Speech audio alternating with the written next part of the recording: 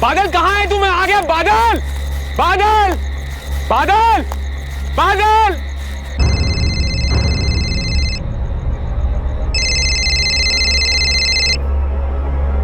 सुनिए सुनिए। हाँ? फोन।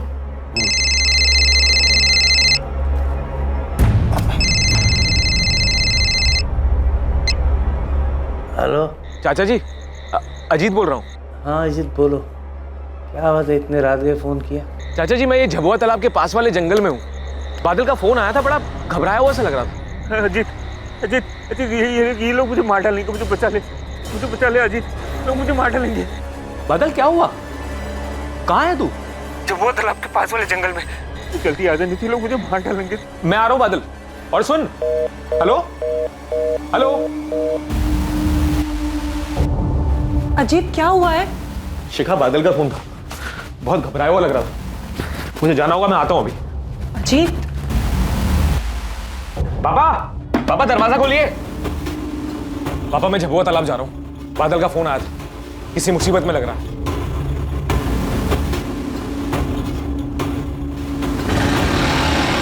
रात बहुत हो गई है, संभल कर जाइएगा। ये टॉर्च रख लीजिए। कैलाश, अजीत का फोन आया था, बोला बादल कुछ मुसीबत में। कहाँ है वो? अजीत झपा तालाब गया बादल को ढूंढने। आप जल्दी बैठिए, हम भी चलते हैं, संभल के।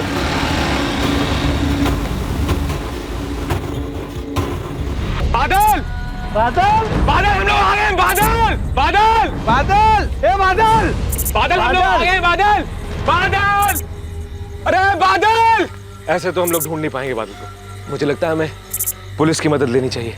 विनायक जी, आप चिंता मत कीजिए, हम झबुआ तालाब जा रहे हैं, आपके बेटे बादल को ढूंढ लेंगे। पापा, मैं इनके साथ जा रहा हूँ। आप एक काम कीजिए, आप घर जाइए, लता चाची इंतजार कर रही होगी। और बादल का फोन आया ना तो मुझे फोन कीजिएगा। बादल बादल बादल, कहाँ है तू? बादल बादल। अजीत, अंधेरा बहुत है और धुंध भी बहुत ज्यादा है। उसने कोई एग्जैक्ट लोकेशन बताया था क्या? कोई निशानी कहाँ था वो? बस इतना बताया कि झबुआ तालाब के पास वाले जंगल में है। वो लोग उसे मार देंगे, मैं बचा लूं। आवाज से बहुत घबराया हुआ लग रहा था। मुझे बचा ले अजीत, लोग मुझे मार डालेंगे। बादल अक्सर इस तालाब पे आता था? पता नहीं सर, असल में बादल मेरे कजन मोहित का बहुत अच्छा दोस्त है। मोहित कहाँ है वो? उसका तो फोन ही ऑफ आ रहा है सर। बादल का फोन आने के बाद सबसे पहले मैंने मोहित को ही फोन किया था। ए बादल! क्या हुआ? बादल मिला? नहीं मिला? हे भगवान, इतनी रात को कहाँ गया होगा बादल? हाँ, पुलिस गई है साथ, अजीत भी गया है साथ में उनके। जय कहाँ है? जय से कुछ बात हुई? फोन नहीं उठा रहा है, शायद गहरी नींद में होगा। जब जरूरत होती है ना तभी गायब हो जाता है वो। कुछ पता चला बादल का? अरे भाई साहब, आप यहाँ? पीनत, भाई साहब को क्यों उठाया? भैया बता रहे थे अपना मोहित भी बादल के साथ गया था। क्या मोहित बादल के साथ गया है? हाँ कैलाश, रात 10 बजे बादल आया था और मोहित को ले गया।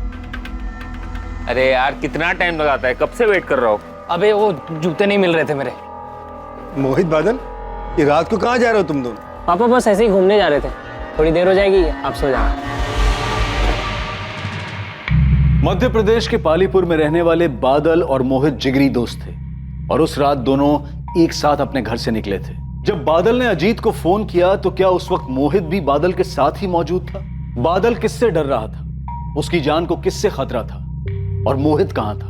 रात का अंधेरा छटते ही उनकी खबर भी सामने आने वाली थी और सामने आने वाला था एक ऐसा भयानक जुर्म जो उन तीनों के परिवार वालों के साथ साथ पूरे गांव को भी हिलाकर रख देने वाला था।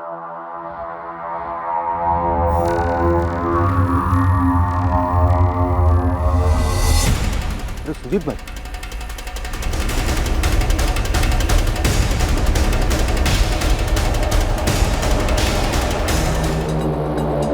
तुम आसपास का एरिया स्कैन करो, तब तक मैं गांव वालों से बात करती हूँ। मैडम, ये मोहित और बादल हैं, पालीपुर गांव के ही हैं दोनों, बहुत अच्छे दोस्त थे।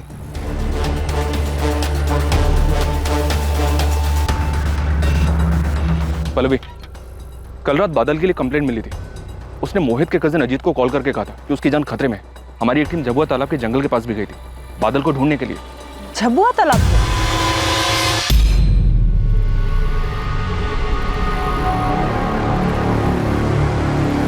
हमने देर रात तक झबुआ तालाब वाले एरिया को सर्च किया फिर कंप्लेंट करने वाले अजीत को उसके मामा बलवंत ने कॉल किया। उसने बताया कि बादल के साथ मोहित भी था। हमने और सर्च किया, लेकिन घने अंधेरे की वजह से हमें वहाँ कुछ नहीं मिला। माँ सुबह फिर से सर्च शुरू करने वाले थे, इनकी लाशें मिलने की खबर आ गई। सर, बादल ने अजीत को फोन करके कहा था कि वो झबुआ तालाब के पास। कहाँ है तू? झबुआ तालाब के पास वाले जंगल में। लेकिन हमें इन दोनों की लाश तो यहाँ सोमबाग में मिली है। ये इलाका झबुआ तालाब वाले एरिया से कुछ 15 मिनट की दूरी पर है ना? Yes sir. सर यहाँ कुछ है सर। ये खून के धब्बे उधर से उस तरफ काफी दूर तक जाते हुए नजर आ रहे हैं। सर, ये झबुआ तालाब भी उसी तरफ है।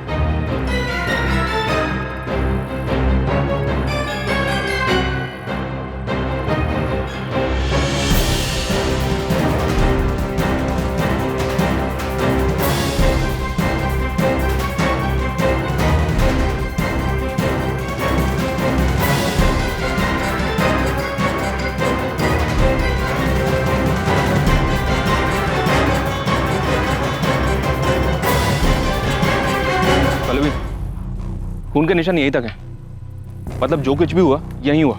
यहाँ 2 ग्लासेस हैं, शायद ये लोग यहाँ शराब पीने आए होंगे। इन पर हमला हुआ होगा और शायद अपनी जान बचाने के लिए सोमबाग गांव की तरफ भागे होंगे। सर, मैंने फॉरेंसिक टीम को इन्फॉर्म कर दिया है और विक्टिम की फैमिलीज को।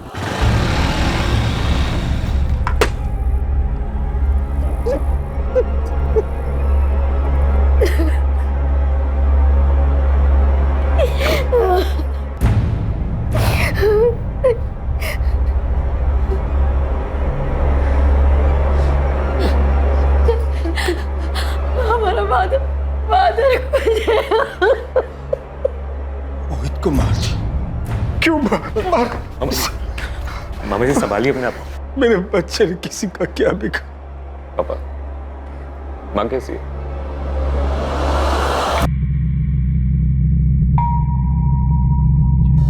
फिलहाल हम 2 एंगल मानकर चल रहे हैं, लूट या फिर दुश्मनी। मर्डर के वक्त विक्टिम्स ने शराब पी हुई थी। पता करो ये शराब उन्होंने खुद खरीदी थी या फिर किसी ने लाकर दी थी।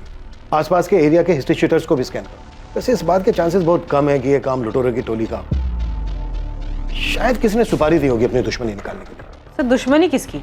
मोहित की या बादल की? यही तो पता करना है पल्लवी कि प्लान बादल को मारने का था और बदकिस्मती से उस वक्त मोहित उसके साथ में था इसलिए मारा गया, या फिर जाल मोहित के लिए बिछाया गया था और बादल की डेथ कोलैटरल डैमेज है। सर, अगर मोहित या बादल की किसी के साथ भी दुश्मनी थी तो इसके बारे में फैमिली को डेफिनेटली पता होगा। मोहित की मौत के बाद बलवंत भाई साहब टूट चुके हैं। इनकी किस्मत में दुख ही दुख लिखा है। अभी कुछ ही महीनों पहले पता चला कि इनकी किडनी खराब हो गई है। मालती भाभी तो जब मोहित 3 साल का था तभी गुजर गई थी। तब भाई साहब इस चिंता में रहते थे कि वो अकेले मोहित की परवरिश कैसे करेंगे। मोहित, लो बेटा खा लो, थोड़ा सा खा लो। अब मेरे अच्छे बच्चे हो ना बेटा, पापा की बात नहीं मानो। लो। पापा, मम्मी कब आएगी? मोहित, देखो तो कौन आया है। और आपको एक बात बताऊं मैं, आपकी बीना बुआ आपके लिए क्या लेके आई है मालूम है? इतनी सारी चॉकलेट्स। और देखो अजीत भैया भी आए हैं। कौन खेलेगा भैया के साथ? मैं। आप खेलोगे ना? खेलने से पहले आ करो। कैलाश, समझ में नहीं आता मोहित को कैसे संभालूंगा। मालती को गुजरे हुए 4 महीने हो गए और आज भी मोहित उसकी माँ को पूछता है। तो अच्छा है कि अजीत और बीना हर हफ्ते यहाँ आ जाते हैं तो उनके साथ मन बहल जाता है उसका, थोड़ा हंस खेल लेता है। और ऐसा कब तक चलेगा कैलाश? क्या फायदा इन सब का जब मैं अपने बेटे की हंसी तक वापस नहीं ला सकता। बलवंत भाई साहब के नमनपुरा गांव में एक बड़ी सी पुश्तैनी कोठी है। पहले वो वहीं रहते थे, लेकिन मालती भाभी के गुजर जाने के बाद उन्होंने वो कोठी अपने छोटे भाई प्रकाश को सौंप दी। बीना जब मोहित के पास थी तो उसने उसे कभी माँ की कमी महसूस नहीं होने दी। इसलिए भाई साहब ने हमारी कोठी के बगल में एक और कोठी खरीद ली। हमने कभी माना ही नहीं कि मोहित हमारे मामा का लड़का है। मैंने हमेशा उसे अपने छोटे सगे भाई की तरह माना और माँ भी उसे अपने बेटे की तरह ही प्यार करती थी। मोहित भी माँ को बुआ नहीं माँ कह के बुलाता था।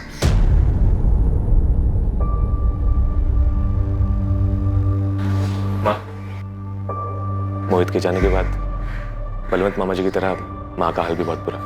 मोहित की किसी के साथ कोई दुश्मनी थी? नहीं, दुश्मनी तो नहीं थी। बलवंत जी इतने बड़े जमींदार हैं, इनकी किसी के साथ कोई दुश्मनी? ऐसी भी कैसी दुश्मनी कि कोई इतनी बेरहमी के साथ मोहित को मार डाले। मोहित और बादल झबुआ तालाब क्यों गए थे? मुझे नहीं पता साहब। मोहित और बादल दोस्त थे, दोनों अक्सर साथ में घूमने जाया करते थे। बादल की या आपकी किसी के साथ दुश्मनी? मुझ गरीब से किसी की क्या दुश्मनी होगी। बादल तो बहुत हंसमुख लड़का था, बहुत ही जिम्मेदार, सबसे बड़े प्यार से मिलता था। उसकी भी किसी से क्या दुश्मनी होगी। आपका छोटा बेटा जय है, वो कहाँ है? वो खेत पे गया है। मर्डर वाली रात को कहाँ था वो? पड़ोस के गांव में उसके दोस्त की शादी थी, कल रात को वो वहीं था।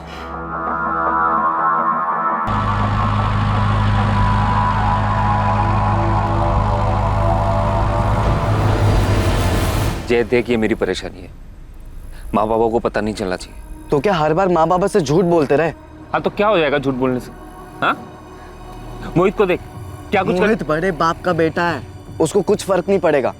भाई तुम अपना देखो और मत खेलो एक खतरनाक खेल, वरना इस बार सिर्फ चोट आई है, अगली बार जान पे भी आ सकती है। बलवंत जी बात करने की हालत में नहीं है, वेट करना पड़ेगा। तब तक गांव वालों से पूछना चाहिए, शायद किसी ने कुछ देखा सुना हो। गांव वालों से बातचीत शुरू हो गई है सर। पल्लवी गांव के सरपंच से मिलने गई है। सर, उस ठेके का पता चल गया जहां से मोहित और बादल ने शराब खरीदी थी।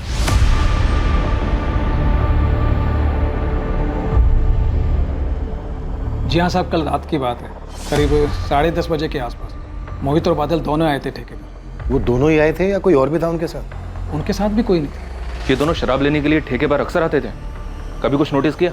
अब साहब पता नहीं ये बात आपके कितने काम की है, लेकिन जब भी दोनों पीने के लिए आते थे पैसे हमेशा मोहित ही निकालता था, क्योंकि बादल की तो कुछ हैसियत थी नहीं उसके सामने, पर हाँ दोस्ती दोनों की पक्की थी। अजीत को जानते हो? अजीत की दोस्ती कैसी थी बादल के साथ? मैडम, असली दोस्ती अजीत और मोहित की नहीं, मोहित और बादल की थी। दोनों बड़े अच्छे दोस्त थे, पर बड़े दुख की बात है कि दोनों के साथ ऐसा हादसा हो गया। हमें भी ताज्जुब हुआ। चोरी चकारी की घटनाएं इस गांव में पहले भी कभी हुई हैं, पर इतना बड़ा कांड कभी नहीं हुआ। मोहित की किसी से दुश्मनी सरपंच जी? मोहित के पिता बलवंत जी इस गांव के नामी जमींदार हैं। सिर्फ दौलत ही नहीं, बहुत इज्जत भी कमाई है उन्होंने। ये बादल तो नामी जमींदार का बेटा नहीं था, बादल की किसी से दुश्मनी? बादल तो बहुत गरीब घर से था, और गरीब की दुश्मनी गरीबी से, पर बहुत समझदार लड़का था। सरपंच जी, बादल ने मुसीबत के वक्त ना अपने पिता को फोन किया ना भाई को फोन किया, बल्कि अपने दोस्त अजीत को फोन किया। क्यों? घर में कोई झगड़ा वगड़ा चल रहा था उसका? बादल ने सिर्फ अजीत को ही फोन क्यों किया? इस सवाल के साथ साथ कई और सवाल भी उठते हैं।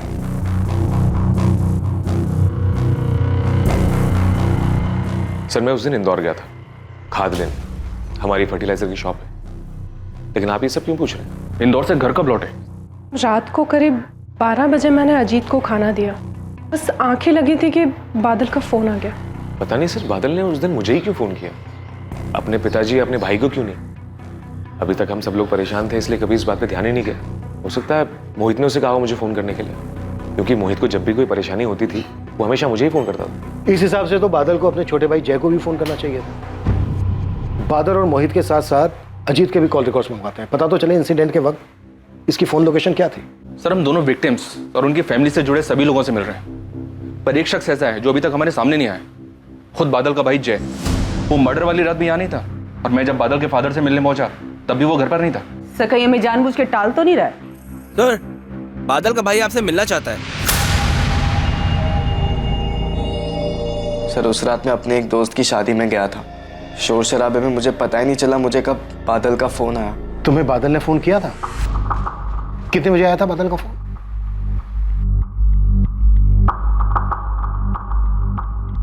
पहले बादल ने तुम्हें फोन किया 12:50 पर, उसके बाद अजीत से कांटेक्ट किया। काश मैंने फोन उठा लिया होता सर, पुलिस थोड़ा जल्दी पहुंच जाती मदद के लिए। तुम्हारे भाई बादल की किसी के साथ कोई दुश्मनी थी? कोई दुश्मनी नहीं थी सर, भाई बहुत ठंडे दिमाग वाला था और ऐसी चीजों से दूर ही रहता था। किसी को तो दिक्कत थी बादल से, वरना कोई इस तरह से किसी की जान नहीं लेगा। जर जोरू जमीन, कोई तो वजह होगी। सर ये जमीन की अनबन तो मोहित की थी। करण, ये जान से मारने की धमकी ना बहुत पुरानी और कॉमन हो चुकी। एक काम कर, कुछ नया सोचना और फिर फोन करना। चल फोन रख। क्या हुआ? ये करण और रवि अपने आप को समझते क्या है? मुझे धमकी दे रहे थे, तो पापा को टेंशन नहीं देना चाहता, वरना इन दोनों को तो पूरे गांव में दौड़ा दो। शांत हो जा, शांत हो जा। अरे क्या शांत हो जा? तू तो जानता है ना पापा को, वो कितने सीधे हैं, कभी हक के लिए तो अपने लड़ेंगे नहीं। लेकिन मैं भी पीछे नहीं हटूंगा, वरना ये करण और रवि सब कुछ हड़प जाएंगे। ये रवि और करण कौन है जय? सर वो दोनों बलवंत चाचा के छोटे भाई प्रकाश चौहान के बेटे। पास में नमनपुरा गांव है ना, वहाँ पर उनका एक पुश्तैनी कोठी है, वहीं पर रहते हैं। पहले बलवंत चाचा भी वहीं पर रहते थे। मोहित और उनके चचेरे भाइयों के बीच में उसी पुश्तैनी कोठी को लेकर झगड़ा था सर।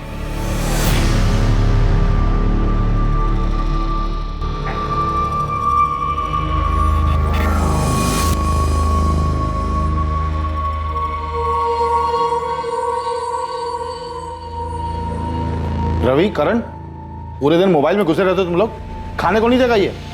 अरे कम से कम कुछ काम कर लिया करो, खेतों पे ध्यान दे दो। सब कुछ नौकरों के भरोसे नहीं छोड़ सकते। वहां जाके देखो क्या हो रहा है क्या नहीं हो रहा है। आप क्यों खून जला रहे हैं इन दोनों के पीछे?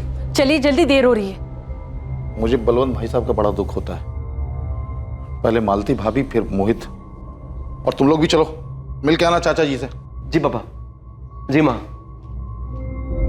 क्या जी पापा जी मम्मी? यार अभी तो गए थे उनके घर, फिर बार बार क्यों जाना? और वैसे भी जिसकी मौत का दुख ही ना हो उसके घर जाके भाई मुझसे ना दुखी होने की एक्टिंग नहीं हो पाए। विदिक जाना तो पड़ेगा, पर वहां जाके कुछ गड़बड़ मत करना। अपने रास्ते का कांटा निकल गया, तो जो होगा अपने हिसाब से होगा। आकाश तू परेशान मत हो भाई, मैं ठीक हूँ। नहीं भैया, आप ऐसा क्यों कह रहे हैं? आप माने या ना माने, तो मोहित की बात सुनते ही ऐसा लगा जैसे किसी ने करण और रवि पे हमला कर दिया। आपकी बड़ी फिक्र होती है भैया, आप कुछ दिनों के लिए हमारे साथ चल के रहिए।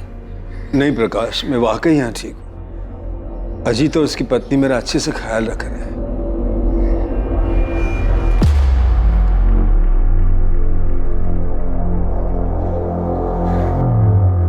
चारे चमचे आजकल ज्यादा मस्का लगा रहा बुड्ढे को, क्या बात है? जमीन जायदाद के लिए भाइयों के बीच झगड़े कोई नई बात नहीं है। पत्थर की इमारतों के आगे रिश्तों का कद अक्सर छोटा पड़ जाता है। कागज के नोटों के वजन के नीचे दबकर भावनाएं दम तोड़ देती हैं, और ऐसे माहौल में पनपता है जुर्म। क्या मोहित की मौत के पीछे भी यही वजह थी? क्या बादल की मौत महज एक कोलैटरल डैमेज थी, और क्या असली टारगेट मोहित ही था? क्या है प्रकाश, ऐसा क्या बोलना चाहते हो जो सबको इकट्ठा बुला लिया? बात क्या है?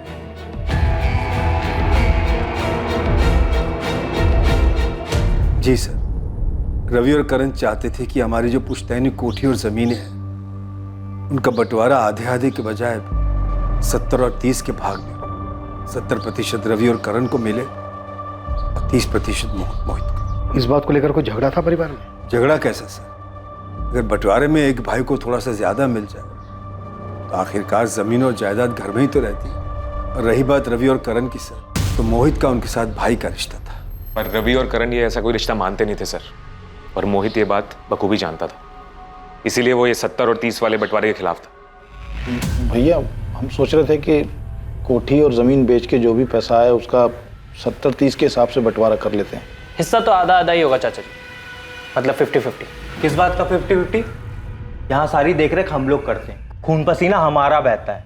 और वैसे भी आपकी इतनी सारी प्रॉपर्टीज है बड़े पापा, पुश्तैनी जायदाद में थोड़ा कम मिल जाए तो क्या दिक्कत है? हाँ, प्रॉपर्टीज है तो जलन हो रही है। ए मोहित, औकात में रह, समझा? जब बड़े पापा कुछ नहीं बोल रहे बीच में तू क्यों उचक रहा है? और बड़े पापा आप ही बताइए, बड़ी माँ के गुजरने के बाद आप सब कुछ छोड़ छाड़ कर चले गए बीना बुआ के पास रहने के लिए। उस समय हमारे पापा ने सब कुछ किया, जमीन की देखरेख, कोठी की मरम्मत, खेती बाड़ी, सब कुछ। आज 20 साल हो गए हैं उस बात को, और हम 70-30 का हिस्सा इसलिए बोल रहे हैं ताकि सारा परिवार राजी खुशी से रह सके। कुछ गलत बोल रहे हैं तो आप बताइए। नहीं रवि बेटा, बोल तो तू ठीक रहा है। क्या ठीक बोल रहा है पापा?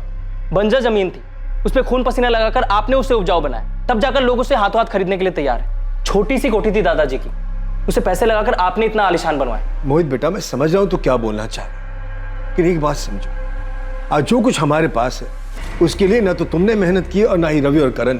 जो भी हो पापा, लेकिन मुझे 70-30 की हिस्सेदारी तो बिल्कुल मंजूर है। अगर इनकी यही जिद है तो ठीक है, छूट जाए सौदा। मोहित सुन ले, अगर तेरी वजह से सौदा टूटा ना, तुझे बीच से फाड़ के रख दूंगा, बोल रहा हूं। करण क्या बोल रहा है तू बेटा? शांत हो जा। कैलाश, क्या लगता है तुझे? मुझे क्या लगेगा भाई साहब? मोहित सही बात कह रहा है, बंटवारे का मतलब आधा आधा ही होता है। हाँ, 50-50 ही सही है, सबको बराबर मिलना चाहिए।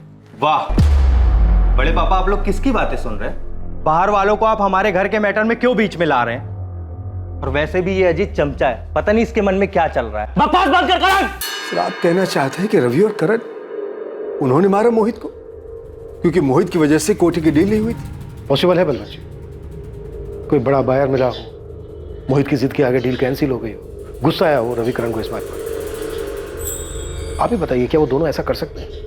कर सकते हैं सर, बिल्कुल कर सकते हैं। वो तो मामा जी को दुख ना पहुंचे इसलिए मैंने आपसे बात छुपाई थी। दोनों आए थे मामा जी से मिलने के लिए, दुख जताने, पर दोनों के चेहरे पे सर छोटी सी शिकन तक नहीं थी।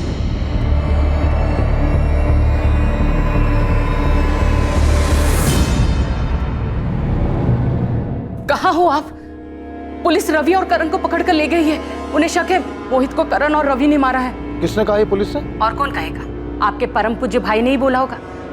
उनका बेटा तो नहीं रहा, उसका बदला हमारे बेटों से लेना है उनको। वो फिक्र मत कर, पुलिस को 10 मिनट में छोड़ना पड़ेगा हमारे रवि और करण को। मैं अभी वकील से बात करता हूँ।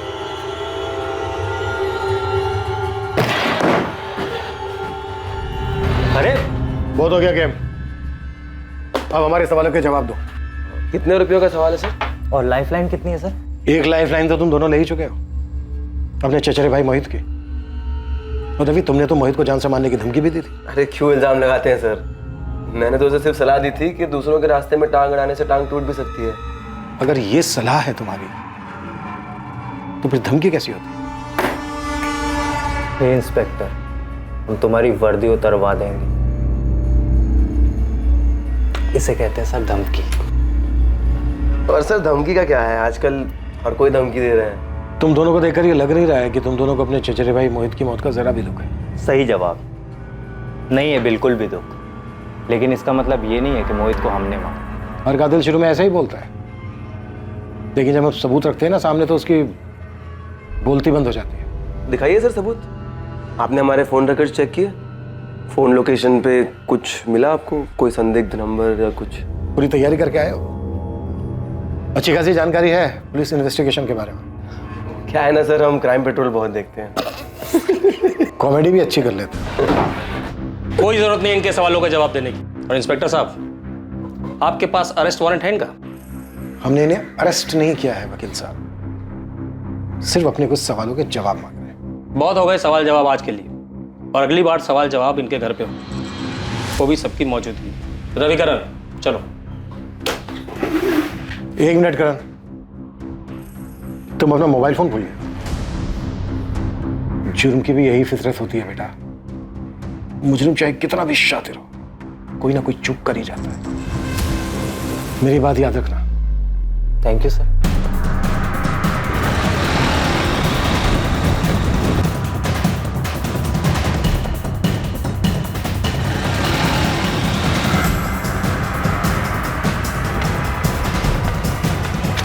वही रुक जा, हाथ ऊपर।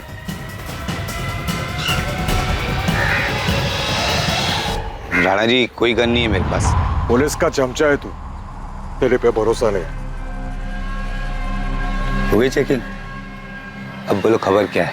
वो 2 लड़के मरे हैं ना, पालीपुर वाला केस, मोहित और बादल, उसमें से एक की सुपारी मेरे हाथ आई थी। किसकी? मोहित की?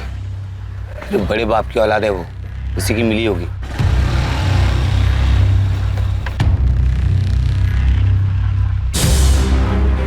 बाकी पैसा काम हो जाने के बाद। किसका टिकट काटना है? आसान शिकार है। हर महीने की 15 तारीख को अपने घर और खेत का सामान लेने जबलपुर जाता है। इस बार भी जाएगा, लेकिन वापस नहीं आना चाहिए। याद रहे 15 तारीख। 15 तारीख? लेकिन मोहित और बादल तो उससे पहले ही 11 तारीख को। मेरी तरफ से सारी तैयारी हो चुकी थी, देसी कट्टा भी मंगवा लिया था और मारने की जगह भी देख ली थी, लेकिन 15 तारीख से पहले किसी कमीने ने मेरी मुंह की सुपारी खुद ही खा ली। अभी पता नहीं चला है, शायद उसी आदमी ने डबल सुपारी दे दी हो। किसने दी थी ये सुपारी? नाम क्या है उसका? उमेश ठाकुर। उमेश ठाकुर? ये तो नाम भी नहीं पता मुझे नहीं मालूम कौन है ये। सर, उमेश ठाकुर प्रीति ठाकुर का भाई है। बादल और प्रीति एक दूसरे से प्यार करते थे। वो दोनों स्कूल टाइम से साथ में थे, लेकिन मुझे पिछले साल ही पता चला।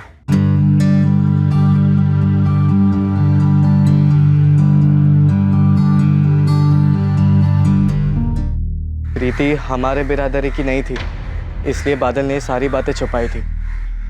सर मैंने भाई को बहुत समझाया था, लेकिन भाई तुम अपना देखो और मत खेलो एक खतरनाक खेल, वरना इस बार सिर्फ चोट आई है, अगली बार जान पे भी आ सकती है।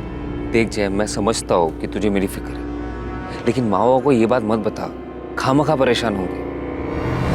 और प्रीति और मैं, हम दोनों एक दूसरे को स्कूल टाइम से जानते हैं, तब से एक दूसरे से प्यार करते हैं।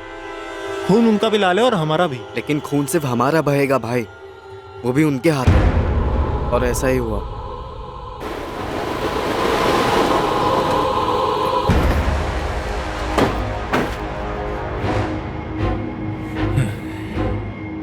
साले, कितनी बार समझाऊं तुझे, मेरी बहन से दूर रह, उसकी शादी तय हो गई है। समझ में नहीं आता तुझे? उपेश भैया, हम दोनों एक दूसरे से बहुत प्यार करते हैं।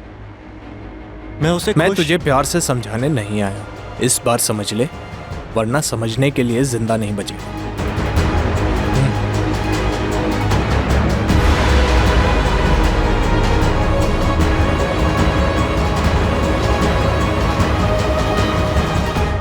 ये कब की बात है?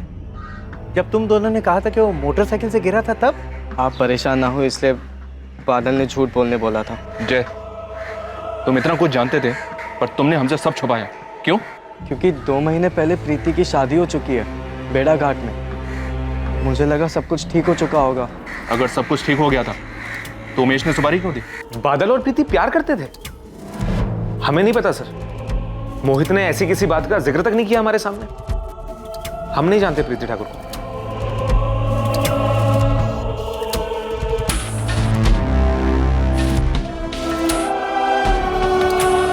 माँ कहाँ थी आप? कब से ढूंढ रहा हूँ, नींद ही नहीं आ रही मुझे, आप सुला दो। इतना बड़ा हो गया है, लेकिन अभी भी मेरी गोद में सोने की तेरी आदत गई नहीं। कैसे चली जाए आदत? आप माँ हो मेरी, आपकी गोद में सोने में अच्छा लगता है।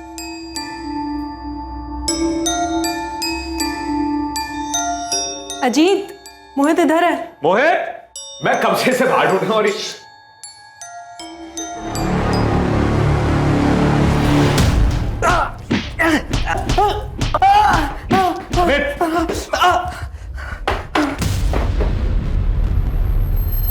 चलो जा शुरू। हाँ, मैं मिला था राणा से और बादल की सुपारी भी दी थी। तेरी बहन की तो बेड़ा घाट के किसी दीपक राजपूत से शादी हो चुकी थी, फिर क्यों दी थी बादल की सुपारी?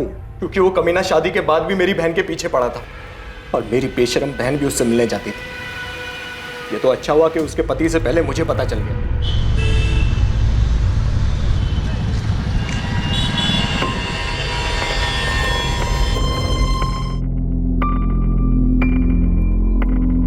सारी सब्जी लेकर आए हो ना, वरना मेरी सास किटकिट करेगी। फिक्र मत करो, सब लेके आया। वैसे सही तरीका ढूंढा है तुमने अपने ससुराल वालों को चकमा देने का। तुम थोड़ी देर बाद निकलना, ठीक है?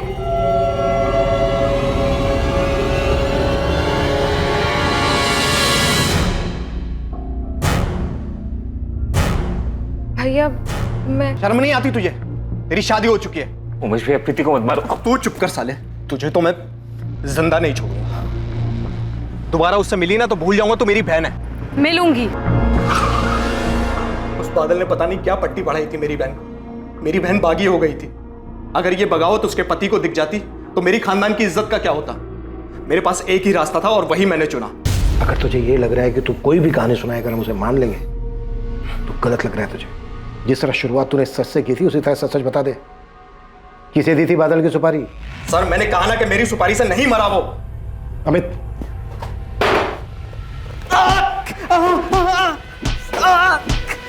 खबरी लालचंद को बोला है सर सारे सुपारी गैंग्स में पता करने के लिए, और उमेश के कॉल रिकॉर्ड्स भी मंगवाए हैं। सर, ये उमेश काफी मोटी चमड़ी है, इतना थोड़ा फिर भी मुंह नहीं खोल रहा है। उसकी बहन प्रीति से बात करनी चाहिए, शायद उसे कुछ पता हो। जादव, बादल की बाइक का कुछ पता चला? इन्फॉर्मेशन तो हर जगह पहुंचा दिया सर, और चोरी का सामान डील करने वालों के यहाँ भी देखा, पर इस बाइक के बारे में किसी को कुछ पता नहीं है। ठीक है, लेकिन पता करते रहो। प्रकाश, ऐसे केसेस में पुलिस सब पर शक करती है, सबसे सवाल जवाब करती है, लेकिन मैंने सारी पूछताछ में कभी रवि और करण का नाम तक नहीं। जब अजीत ने उन दोनों का नाम लिया तो आपने एक बार भी नहीं कहा कि वो दोनों ऐसा नहीं कर सकते। और पुलिस ने तो धमकी दी है मेरे बच्चों को कि वो लोग ये गांव छोड़ के कहीं नहीं जा सकते। दुर्गा, रवि और करण मेरे बेटे जैसे हैं, मैं उन्हें कुछ नहीं होने दूंगा। बेटे जैसे होते तो आप मान लेते उनकी बात और कोटी का हिस्सा देने से मना नहीं करते। काश, ये दुर्गा क्या बोल रही है? देखो, कभी कभी हम बच्चों की जिद के आगे मजबूर हो जाते। सही कहा आपने, औलाद से बढ़कर कुछ नहीं होता। और इस केस में अगर मेरे बेटों को कुछ हुआ ना तो मैं भी बर्दाश्त नहीं करूंगा भैया।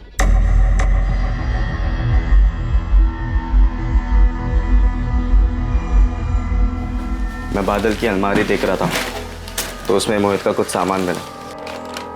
पुलिस मुझसे प्रीति ठाकुर के बारे में पूछ रही थी, पर मोहित ने कभी बताया नहीं उसके बारे में। लेकिन बादल को मोहित ही चढ़ाता था।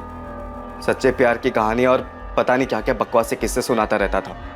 प्रीति का भाई उमेश, उसी ने मरवाया होगा क्या? प्रीति, देखो तुम्हारी सहेली तुमसे मिलने के लिए। क्या नाम बताया आपने अपना? पल्लवी। अरे ऐसे क्या देख रही हो? कॉलेज के बाद तो तुम हमें मिली ही नहीं। घबराओ मत, मैं बस मिलने आई हूं तुम्हारी मदद के लिए। प्रीति, तुम लोग बातें करो, शाम को आने में मुझे थोड़ी देरी हो जाएगी। मार दिया, मेरे बादल को हमेशा के लिए मुझसे दूर कर दिया। जय कहता था खून बस गरीब का ही बहता है, और मेरे बादल की बस यही गलती थी कि वो गरीब था। देखो प्रीति, हमें शक है कि ये सब तुम्हारे भाई उमेश ने किया है, लेकिन मुझे लगता है शायद मेरे पति ने किया है। लेकिन उमेश तो कह रहा था कि बादल और तुम्हारे अफेयर के बारे में दीपक को कुछ नहीं पता। मुझे ठीक से तो नहीं पता, भैया तो दीपक को कभी नहीं बताएंगे। लेकिन पिछले कुछ दिनों से जब से बादल की मौत हुई है, तब से दीपक को ज्यादा ही खुश रहने लगा है। हमारी शादी के बाद से दीपक और मेरे बीच कभी भी रिश्ता ठीक नहीं रहा है। वो हमेशा जोर जबरदस्ती करता था, लेकिन आजकल तो वो बहुत प्यार से पेश आता है। और अभी कुछ दिन पहले उसने एक अजीब सी बात कही। क्या बात है मैडम, आजकल सब्जी लेने नहीं जा रही? सब्जी वाला जिंदा तो है ना? मतलब तुम ये कह रही हो कि तुम्हारे और बादल के अफेयर के बारे में दीपक को भनक लग गई थी? मुझे पक्का तो नहीं पता। ठीक है, वो हम पता कर लेंगे। नहीं, आप ऐसा मत कीजिएगा। अगर मेरा अंदाजा गलत हुआ और दीपक को इस बारे में कुछ भी नहीं पता है तो अब पता चल जाएगा और वो मुझे जान से मार देगा। तुम चिंता मत करो, ऐसा कुछ नहीं होगा, हम उसे नहीं पता लगने देंगे। दीपक राजपूत के कॉल रिकॉर्ड्स निकलो और चेक करो कि वो किसी सुपारी किलर के कांटेक्ट में था क्या। साथ ही उमेश के बारे में भी पता करते रहो कि वो राणा के अलावा और किसी से भी मिला था। तो सर, इसका मतलब मोहित सिर्फ इसलिए मारा गया क्योंकि मर्डर के वक्त वो बादल के साथ था। सब सही जा रहा है, तुमसे ही मिलने आ रहा हूं।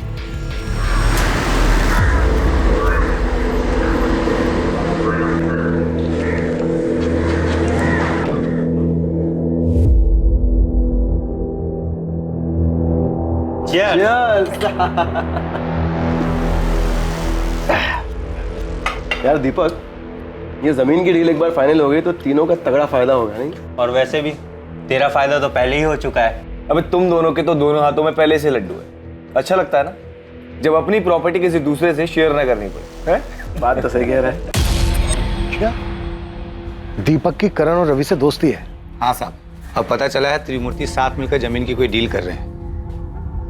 डील तो हुई है इनके बीच, लेकिन किस चीज की ये खुद के निकालना पड़ेगा। शुरुआत से ही पुलिस इस असमंजस में थी कि मोहित और बादल में से असली टारगेट कौन था और कौन दूसरे के साथ मौजूद रहने की वजह से मारा गया था। लेकिन अब पुलिस के पास संदिग्धों के अलग अलग विकल्प मौजूद थे।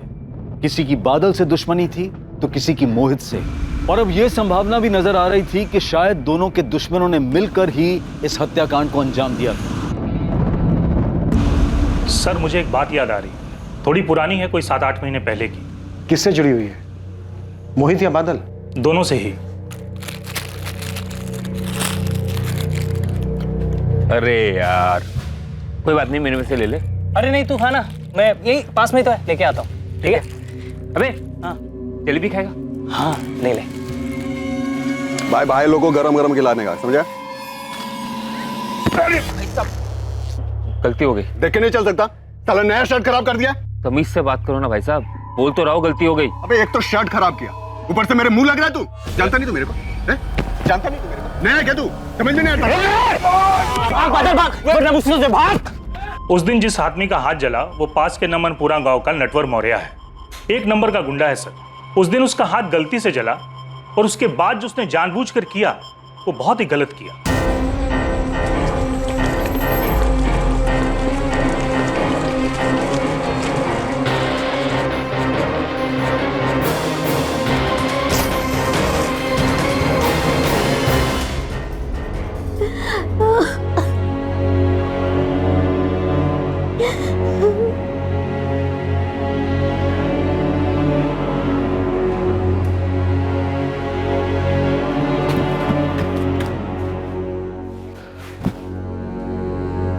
बादल, ये सब कैसे हो गया? किसने जला के?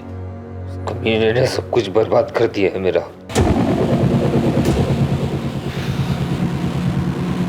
उसे मैं नहीं छोड़ूंगा। सब जानते थे ये काम नटवर मौर्य का किया हुआ है। उस दिन तो मोहित और बादल आपे से बाहर ही हो गए।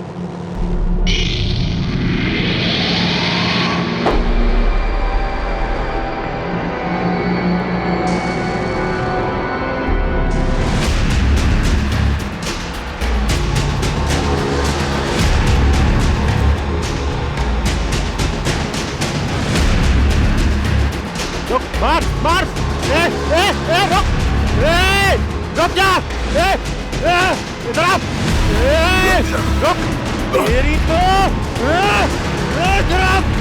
बादल का बदला तो पूरा हुआ सर, पर उसके बाद दोनों गांवों के बीच बहुत तनाव बढ़ गया। दोनों तरफ मारकाट की बातें होने लगी। फिर मैंने और नमनपुरा के सरपंच ने मिलकर सबको शांत किया। हम किसान हैं साहब, फसल जल गई थी हमारी, कैसे भूल सकते उस दिन को। अगर इतनी बड़ी बात थी तो हमसे छुपाई क्यों?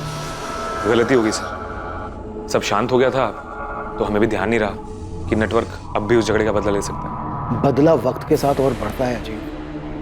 उसकी टांग टूटी, ऊपर से गुंडा वो कैसे सोच लिया कि वो बाद में बदला नहीं लेगा। रवि और करण की मोहित से दुश्मनी थी, उमेश और दीपक की बादल से। तू चुप कर साले, तुझे तो मैं। फिर पता चला रवि, करण और दीपक दोस्त हैं। और अब ये नटवर मौर्य वाला एंगल सामने आया है। इसकी तो अकेले की दुश्मनी थी इन दोनों मोहित और बादल से, ऊपर से क्रिमिनल भी है। मारपीट के केसेस दर्ज हैं इसके नाम पे। भाई भाई लोगों को गरम गरम खिलाने का, समझा?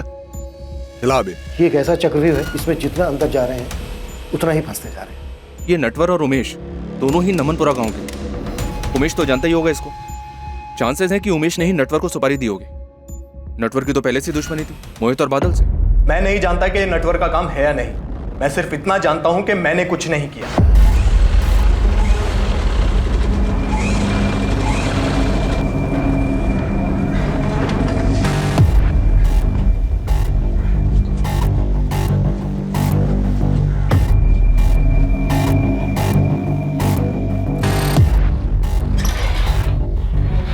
उमेश ठाकुर की जमानत हो गई है।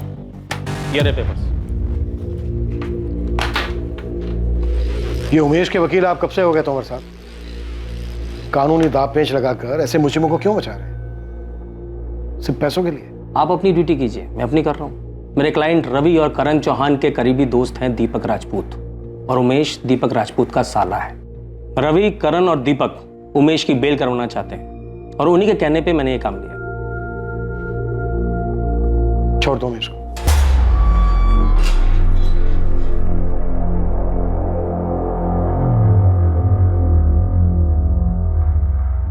थैंक यू जीजा जी। उमेश, इसमें थैंक यू वाली कौन सी बात?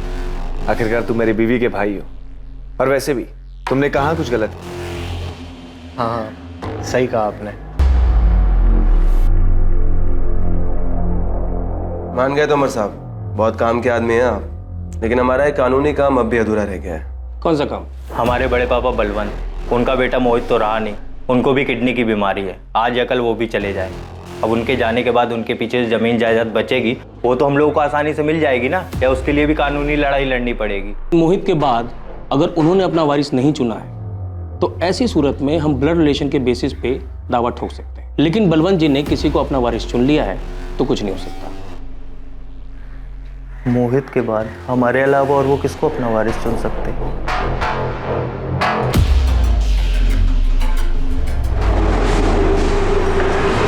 साहब, काम की खबर लाया। जबलपुर के 2 सुपारी किलर नंदू और रघु पिछले हफ्ते पालीपुर में दिखे थे। कहाँ से मिली खबर? पक्की है? बिल्कुल पक्की है साहब। वो गन सप्लायर है मदन चाचा, उन्हीं से मिलने आए थे दोनों। ये ले जाओ, विलायती सिस्टम है इसका, एकदम मक्खन चलेगा। कब गोली अंदर गई, कब आदमी स्वर्ग पहुंचा, उसे भी नहीं पता चलेगा। वैसे इस बार कहाँ का शिकार है? यही पालीपुर में चाचा। 2 बकरे इस बार। गोली चलेगी ना तो आवाज आपको भी सुनाई देगी। नंदू और रघु बहुत पुराने सुपारी किलर हैं, 4 मर्डर कर चुके हैं, 6 हाफ मर्डर के केसेस चल रहे हैं इन पर। ये यहाँ पालीपुर में आए थे और हमें इस बात का पता तक नहीं चला। अगर ये दोनों यहाँ पर दिखे तो इसका मतलब यह है कि मोहित और बादल के मर्डर में इनका हाथ है, लेकिन इन दोनों को स्ट्रैप किया गया था। इसका मतलब यह है कि गन इस्तेमाल करने की शायद जरूरत ही नहीं पड़ी।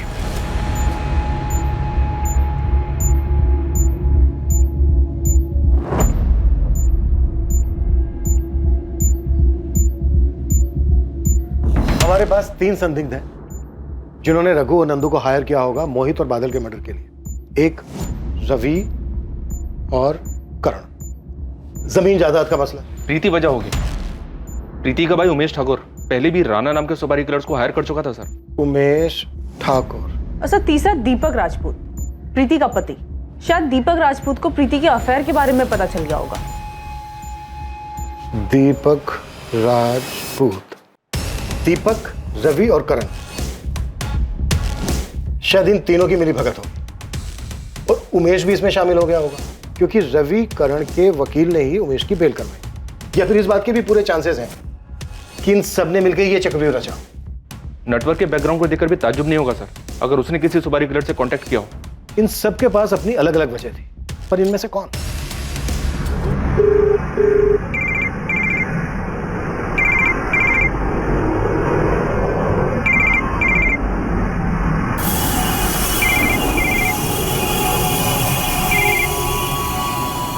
टेक किया आपने पापा?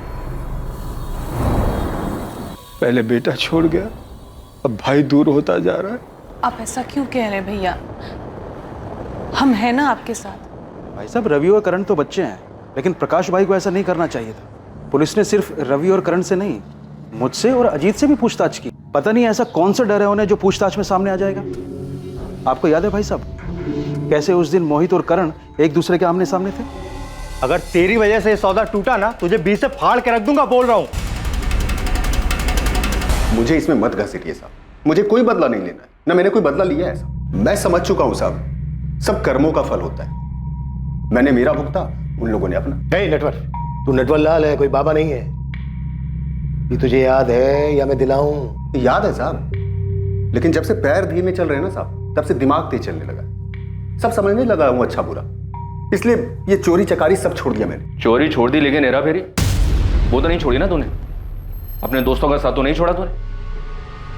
हाल खबर तो बराबर लेते रहता है तू उनकी। दुश्मनी तो मोल नहीं ले सकता ना साहब, तो हाल खबर ही लेता रहता हूँ। हालांकि जब उनसे बात होती है तो उन्हें भी समझाता हूँ, कुछ नहीं रखा भाई इसमें, सुधर जाओ। बहुत बकवास सुन ली तेरी। अब सीधे सीधे बोल, रघु और नंदू कहाँ है? उन दोनों से कांटेक्ट किया था ना तूने? क्या फिर नमलपुरा का उमेश में शामिल है इसमें? कौन उमेश था? उमेश ठाकुर। इसकी तब तक खातिरदारी करो जब तक ये सच ना बोलते। सर, ये नंदू और रघु भोपाल में अरेस्ट हुए थे। कुछ 1 महीने पहले बेल पे बाहर हुए। पल्लवी, तुम भोपाल जाओ, रघु और नंदू से जुड़ी सारी इंफॉर्मेशन पता करो, और जिस केस में ये अंदर हुए थे उस केस के इन्वेस्टिगेटिंग ऑफिसर से भी मिलो। इस बात के पूरे चांसेस हैं कि उनमें से कोई ना कोई इनके कांटेक्ट में जरूर है। Okay sir. नेटवर्क खुद हिस्ट्री शीटर है। रघु और नंदू से कांटेक्ट करना उसके लिए कोई बड़ी बात नहीं, लेकिन अगर ये काम रवि और करण ने करवाया है तो सोचने वाली बात यह है कि ये दोनों इतने खतरनाक सुपारी किलर से कैसे मिले होंगे। सर, वो अमित तोमर, इन दोनों का एडवोकेट, सर वो एक क्रिमिनल लॉयर है। वो जानता होगा रघु और नंदू को, शायद वहां से मदद मिली हो।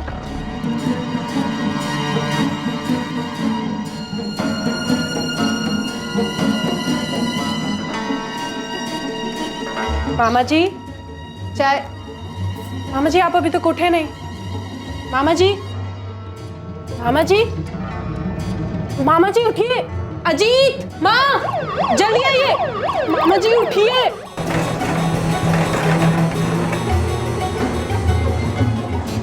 ये अचानक भैया को क्या हो गया? कहाँ लेके गए उनको? माँ जी, आप घबराइए मत। मामा जी जल्दी ठीक हो जाएंगे।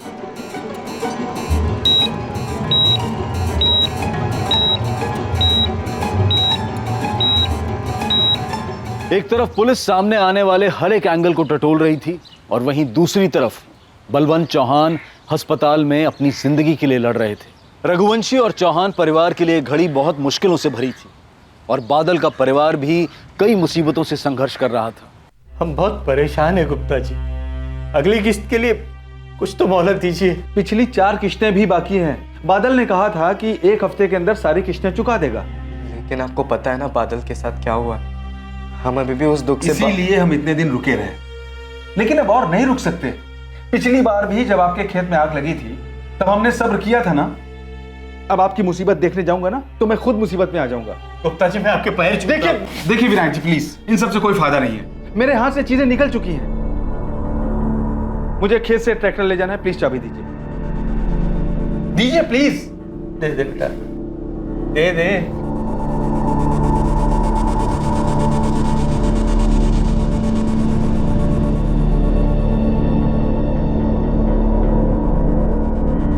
नंदू रघु और यहाँ के पंजा गैंग के बीच काफी वक्त से गैंग वार चल रहा है। आए दिन दोनों गैंग के लोग एक दूसरे को निशाना बनाते हैं, पर एक तरह से देखा जाए तो हमारे लिए अच्छा है। कचरा खुद ब खुद साफ हो रहा है। लेकिन इस बार ये हमारे लिए गुड न्यूज नहीं। हमारे डबल मर्डर केस में रघु और नंदू किलर है और उन दोनों के स्टेटमेंट्स हमें मास्टरमाइंड तक पहुंचा सकते हैं। मैंने अपने इन्फॉर्मर्स को अलर्ट कर दिया। कुछ होने से पहले ही हमें दोनों की इन्फॉर्मेशन निकालनी हो और उन्हें जिंदा ही पकड़ना हो। आपने किसी अमित तोमर का नाम सुना है? एडवोकेट है। रघु और नंदू के केस में कभी आए हो यहाँ पे मिलने? आप फिल्में बहुत देखते हैं क्या इंस्पेक्टर साहब? कहानी तो पूरी फिल्म बना ली आपने, लेकिन मुझे फिल्मों का शौक नहीं है। मैं कानून के दायरे में रहकर अपने क्लाइंट्स को सलाह देता हूँ और उन्हें प्रोटेक्ट करता हूँ। उन्हें क्रिमिनल्स के नाम और नंबर नहीं देता। अपने काम को लेकर ऑनेस्ट हूँ।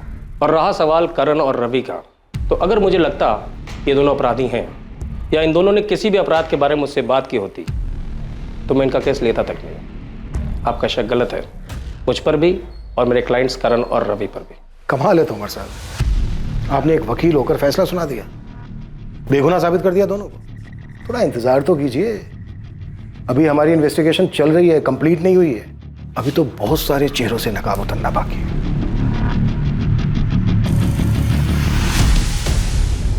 सुपारी किलर्स? हाँ, नंदू और रघु ये दोनों मध्य प्रदेश के कुख्यात किलर्स हैं। बादल और मोहित को मारने के लिए इन दोनों को हायर किया गया था। 10 से 12 सितंबर के बीच ये दोनों यहीं पालीपुर की एक लॉज में रुके थे। पर सर मेरा भाई बहुत ही सीधा लड़का था, उसने किसी का क्या बिगाड़ा था जो कोई इतने खतरनाक लोगों को उसे मारने के लिए भेजेगा? बस करो अजीत, मोहित कोई बच्चा नहीं था और उसी ने बादल को बिगाड़ा था। और सिर्फ बादल ऐसा था ही नहीं कि वो किसी शादीशुदा लड़की को लॉज में मिलने बुलाए। मोहित ही उसको बहकाते रहता था, प्यार के किस्से सुना कर उसका दिमाग खराब करता रहता था ताकि वो प्रीति से मिलता रहे। और अब पता चल रहा है कि मोहित की किसी से दुश्मनी थी जिसकी वजह से मेरा भाई मारा गया। जैब तू चुप हो जा, मेरा मुंह मत खुलवा। तेरा भाई भी कोई दूध का धुला नहीं था। नेटवर्क की टांग किसने तोड़ी थी? और मेरे भाई को भड़काया किसने था नेटवर्क की टांग तोड़ने के लिए? तुम्हारे भाई मोहित ने। मार साले को, छोड़ना मत। ओ साहब, कब तक यूं ही बैठा के रखोगे? बोला ना कुछ नहीं किया साहब। साहब मेरी बात सुनो, मैंने कब का ये बुरे काम छोड़ दिए? चुप करना, जाके बैठ जाओ पे। ओ साहब, बड़े साहब से बात करो ना। बोलो ना, चुपचाप बैठ। ओ साहब, साहब मेरी बात तो सुनो। बैठ जाओ पे। ओ साहब। बलवंत भैया ने अपना बेटा खोया है, कैसे भूल रहे हैं आप कि मोहित अब वापस नहीं आएगा? मुझे भी दुख है इस बात का, लेकिन इसका ये मतलब नहीं कि अपने बेटों की कुर्बानी दे दूं मैं। उनकी तरफदारी करने से पहले तुझे सोचना चाहिए। कुछ तो लिहाज कीजिए उनकी तबीयत का। बलवंत भैया अस्पताल में है, बेटा तो खो ही चुके हैं और अब भाई भी उनका साथ नहीं दे रहा, तो उनकी सांसें भी उनका साथ छोड़ रही हैं।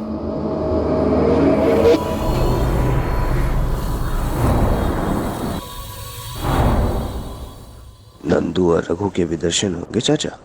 होंगे। इस बार 5 देशी कट्टे और गोलियों का चढ़ावा मांगा है दोनों ने। कुछ घमासान होने वाला है। आंखें खुली रखोगे तो दर्शन भी होंगे।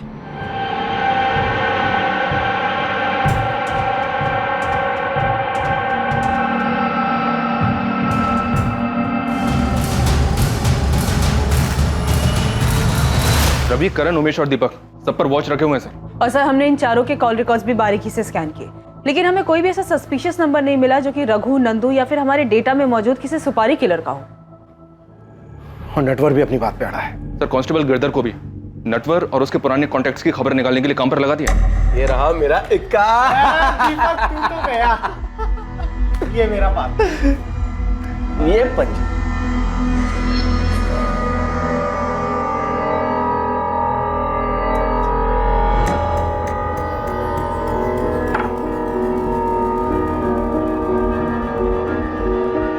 ये लीजिए मैडम, आपकी चाय।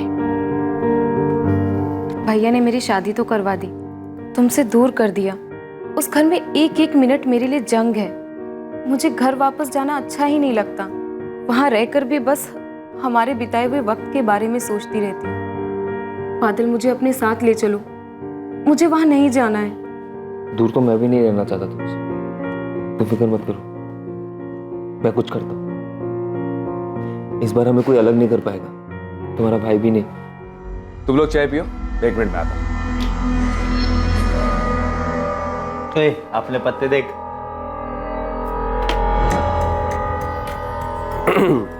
भाभी, सुना है आप और बादल अच्छे दोस्त हैं, और ये भी सुना है कि दोस्ती काफी पुरानी थी। अरे घबराइए मत, मुझे को नहीं पता, हम बताएंगे भी नहीं, बेफिक्र रहिए आप। डॉक्टर ने कहा है कि आपको बहुत जल्दी डिस्चार्ज कर देंगे। भैया कैसे हैं आप? भैया मुझे माफ कर दीजिए भैया, वो कोठी जायदाद मुझे कुछ नहीं चाहिए, बस आप जल्दी से अच्छे हो जाइए और घर आ जाइए। मामा जी, आपको भले ही नहीं चाहिए, पर रवि और करण, उनका क्या?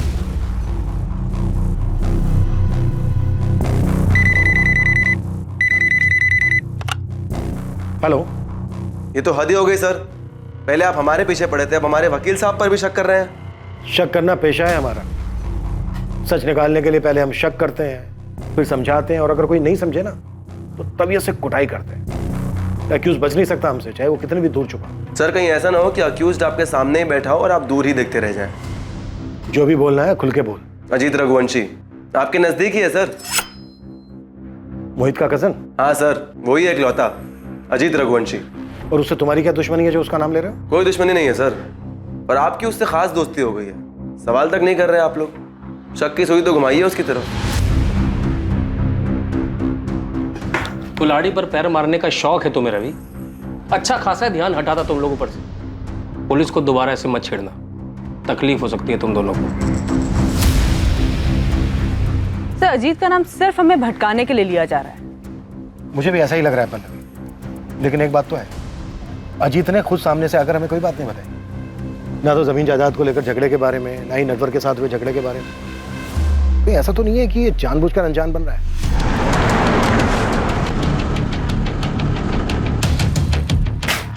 नंदू उठ, खबर मिली ससुराल वाले आ रहे हैं, चल जल्दी चल। तुम बाहर से घेरा डालो, हम लोग अंदर जाते हैं।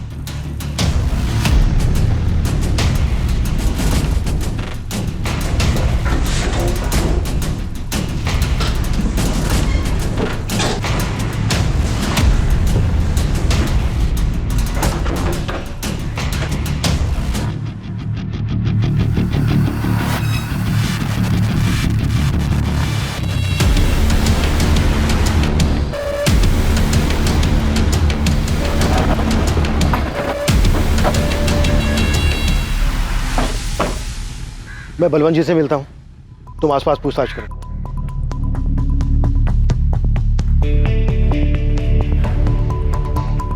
क्या बात है, आप परेशान क्यों हैं? पुलिस आई है, बलवंत भाई साहब से अकेले में पूछना है उन्हें, हमारे सामने नहीं। पर ऐसी कौन सी बात है जो वो हमारे सामने नहीं कर सकते?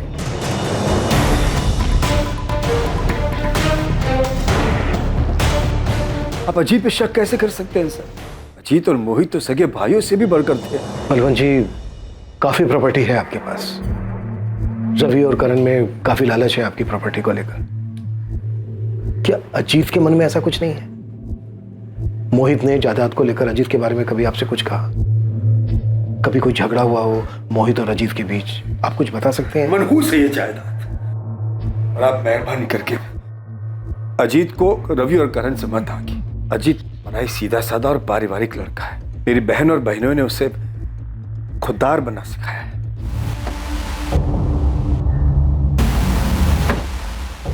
कुछ मिला? तो ये अजीत इंसान है या फरिश्ता?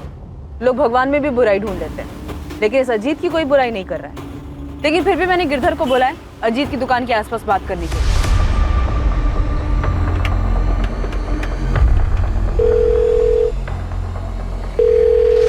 Hello, sub inspector Sandeep Yadav. हाँ, कौन बोल रहा है? आपका शुभ चिंतक, जिसे आप और कानून दोनों पर भरोसा। मेरे पास एक इंफॉर्मेशन है, मोहित चौहान के केस में आपके काम आएगी। कॉलर ने कुछ नाम बताया अपना? शुभ चिंतक और कानून पर भरोसा रखने वाला। मोहित और शिखा के बीच तलाशी है, उनके बीच में एक ऐसा रिश्ता है जो दुनिया से छुपा हुआ है। तुम्हें कैसे पता? कोई सबूत है तुम्हारे पास? मैंने कहा ना, मुझे आप पे भरोसा है, आप खुद ही ढूंढ लेंगे। डीसीओ से कॉल था सर। ये रवि और करण का ही काम होगा, खुद पर से शक हटाने के लिए अजीत को फंसा रहे हैं। पहले डायरेक्ट अजीत का नाम लिया और अब उसकी बीवी को बदनाम कर रहे हैं। सर, एक काम की इन्फॉर्मेशन हाथ लगी है। इसी गांव का एक आदमी है, उसने बताया कि अजीत और मोहित के बीच सब कुछ ठीक नहीं था। उसने दोनों को झगड़ते हुए देखा था। अजीत भाई, भूल जाओ उस बात को। देख, गुस्सा थूक दे, अब हमारे बीच ऐसा कुछ भी नहीं है। मोहित देख, हर रिश्ते की ना एक मर्यादा होती है जिसे कभी भूलना नहीं चाहिए। तूने वो मर्यादा पार कर दी। तू भाई है इसलिए चुप हो, पर दोबारा मेरी गैर मौजूदगी में मेरे घर में मत घुसना। अजीत अजीत अजीत, मेरी बात तो सुन भाई। कौन है वो जिसने अजीत के खिलाफ बताया? मामूली सा किसान है सर, हिम्मत करके उसने अजीत का नाम लिया है।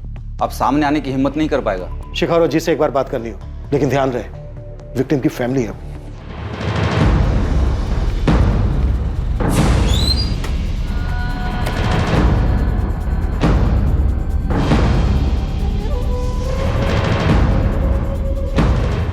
सर, आप लोग शिखा को ऐसे कैसे उठा के ले आए? सच जानने, और वो हम जान चुके हैं जो अब तक तुमने हमसे छुपाया। सच तो हम जान चुके हैं शिखा, बस तुम्हारे मुंह से सुनना है। बताओ। माँ माँ माँ माँ किधर है? पिताजी के साथ मंदिर गई है। और अजीत, वो तो दुकान पर होगा ना? मतलब घर पर कोई नहीं है? नहीं, मैं अकेली हूँ। बाल काफी लंबे हैं तुम्हारे। जब भी छत पर बाल सुखाती हो, कसम से मेरी नजर ही नहीं हटती तुम पर से। मोहित, भोली मत बनो। देखा है मैंने, हमेशा मेरी वर्जिश के वक्त ही तुम बाल सुखाने आती। छुप छुप कर देखती हो मुझे। मुझे अच्छे से पता है तुम्हें क्या चाहिए।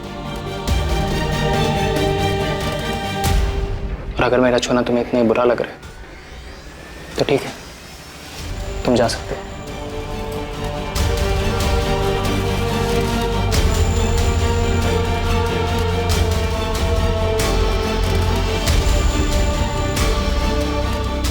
मुझे मेरी लाइफ के सबसे अच्छे और सबसे खास लोगों से ही धोखा मिला था।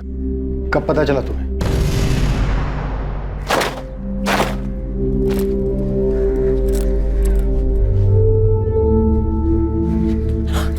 अरे मोहित, क्या कर रहे हो आप? अभी तो 10 मिनट ही हुए, सबको गए हुए। और वैसे भी आज शाम तक कोई नहीं आने वाला है।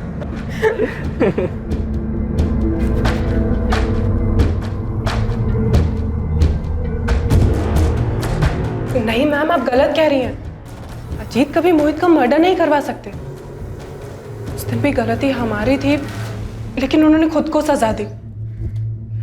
चुप रहे, और आज तक उस बारे में कोई बात नहीं निकाली।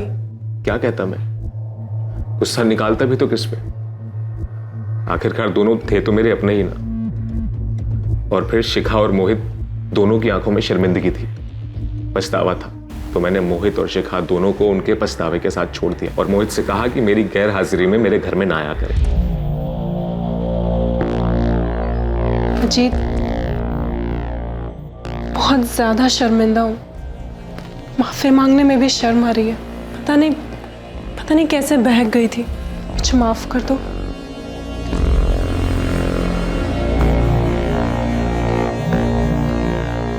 दोनों को माफ कर चुका था मैं। माफ कर दिया था?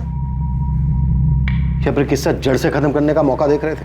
आपको लगता है कि मेरे भाई को मैंने मारा है तो चढ़ा दीजिए सूली पे, लेकिन जिन बातों को मैं भूल चुका हूं ना उन्हें याद करूंगा और ना इस बारे में कोई सफाई पेश करूंगा।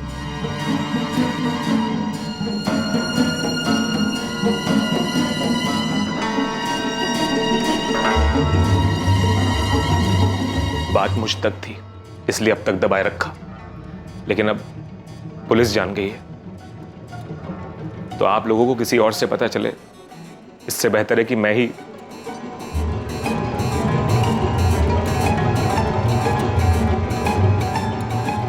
बहुत बढ़िया, मतलब आज रात को एक्शन होगा। एक्शन के लिए तैयार है ना?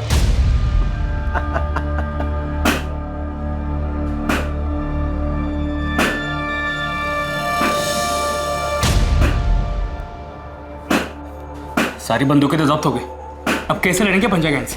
पक्का किसी ने खबर दी थी कि हम लोग गायत्री लॉज में हैं। खैर तू चिंता मत कर, कल बाबू के लोग आ रहे हैं इंदौर से सामान लेकर। उसके बाद पंजा गैंग की एक एक आदमी को दौड़ा दौड़ा कर मारेंगे।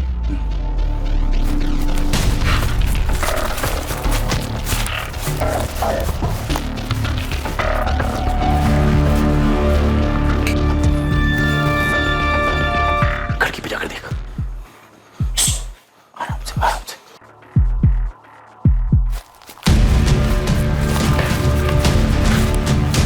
लगता है हमें चारों ओर से घेर लिया।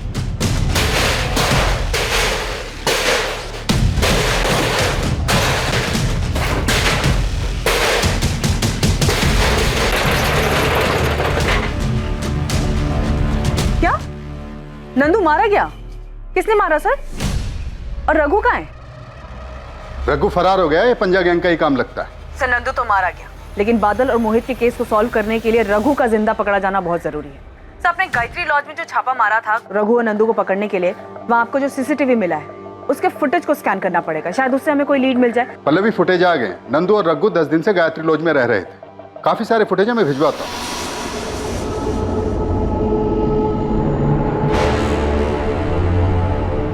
अब हमारे पास ये सिर्फ रघु ही आखिरी उम्मीद है। इससे पहले कि रघु को कुछ हो, हमें किसी भी हालत में उस तक पहुंचना। केस के खुलासे के लिए रघु का जिंदा हाथ लगना पुलिस के लिए बहुत जरूरी हो गया। सुराग की तलाश में पुलिस ने लॉज से मिले सीसीटीवी फुटेज को खंगालना शुरू कर दिया था और साथ ही उस अज्ञात कॉलर की खोजबीन भी जारी थी जिसने मोहित और शिखा के अफेयर के बारे में बताया था।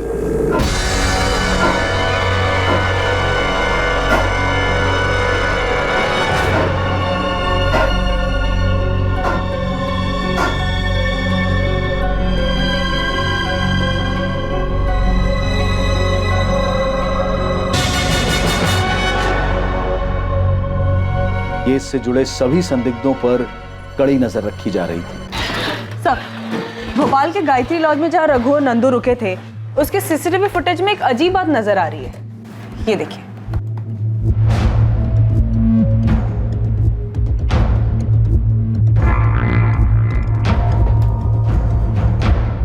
ये तो बादल है, ये अपने किलर से मिल रहा है। शायद बादल ने सुपारी दी। तो फिर खुद बादल क्यों मारा गया? और ये बादल रघु को कैसे जानता था? इतने खतरनाक कातिल से मतलब बादल क्यों मिलेगा? यही सच है विनायक जी, बादल मिला था उससे। ये सब मोहित का ही किया धरा है। मोहित की बातें सुन सुन के आज बादल की ये हालत हुई है। अरे यार कितना टाइम लगाता है, कब से वेट कर रहा हूँ। तो वो मेरे जूते नहीं मिल रहे थे। चल चल। बादल रात में मोहित के घर जाता है, उसे पिक करता है, दोनों साथ में शराब खरीदते हैं और उसके बाद जबुआ तालाब जाते हैं जहां पर पहले से ही रघु और नंदू मोहित का इंतजार कर रहे थे। बादल को यूज किया गया होगा मोहित को झबुआ तालाब लाने के लिए, या फिर शायद बादल भी इस प्लान में शामिल थे। दोनों तालाब पहुंचते हैं और वहां जाने के बाद मोहित को मार दिया जाता है और इस मर्डर के पीछे जो कोई भी है वो बादल को डबल क्रॉस करता है और सुपारी किलर से उसे भी मरवा देता है। मास्टरमाइंड को बादल की जरूरत थी। मास्टरमाइंड ये बात अच्छी तरह से जानता था कि मोहित उसके कहने पर वहां नहीं आएगा। सर मुझे ऐसा लग रहा है कि इन मर्डर्स के मास्टरमाइंड ये रवि और करण है। इन दोनों को बादल की जरूरत इसलिए पड़ी क्योंकि मोहित इन दोनों के कहने पे वहां कभी नहीं आता। तो आप बोल रहे हैं कि हमने बादल को पैसों का लालच दिया और पैसों के लिए उसने मोहित को मरवा दिया, फिर हमने बादल को मरवा दिया। आप बोल क्या रहे हैं सर? वो दोनों बचपन के दोस्त थे। अगर बादल को ऐसा कुछ भी पता होता ना तो सीधा जाके मोहित को बताता। और कोई क्यों मदद लेगा मोहित को मरवाने के लिए बादल की? और बादल क्यों तैयार हो जाता है, आप बताइए। बादल के पिता पर काफी कर्जा था, ये बात तुम लोग जानते थे। आप जानते हैं आपके बताने के बाद? इंस्पेक्टर तोमर आ रहे हैं। मेरे बेटे आपके किसी सवाल का जवाब नहीं देंगे जब तक वकील नहीं आ जाता। तो बुला लीजिए, क्योंकि कोर्ट में वकील की भी जरूरत पड़ेगी। यहां पर हमें जो पूछना था वो हमने पूछ लिया। अब आगे की पूछताछ लॉकअप में होगी, वो भी डंडे के साथ।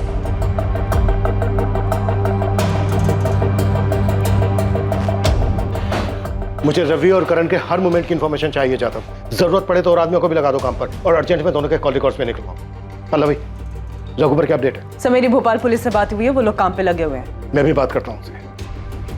हमें किसी भी कीमत पर ये रघु चाहिए।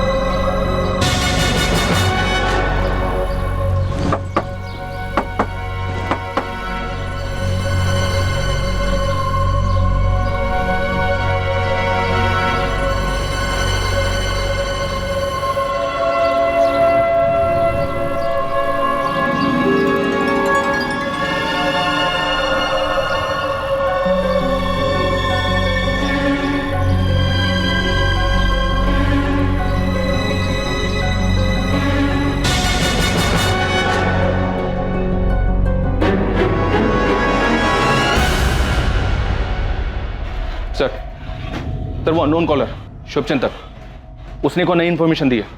उसके मुताबिक मोहित का बादल की गर्लफ्रेंड प्रीति से भी अफेयर था।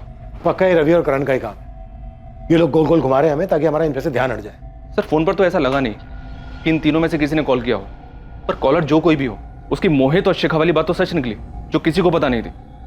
और चांसेस है कि मोहित और प्रीति वाली बात भी सच हो, शायद इसलिए बादल रघु से मिला हो। फिर बादल क्यों मारा गया?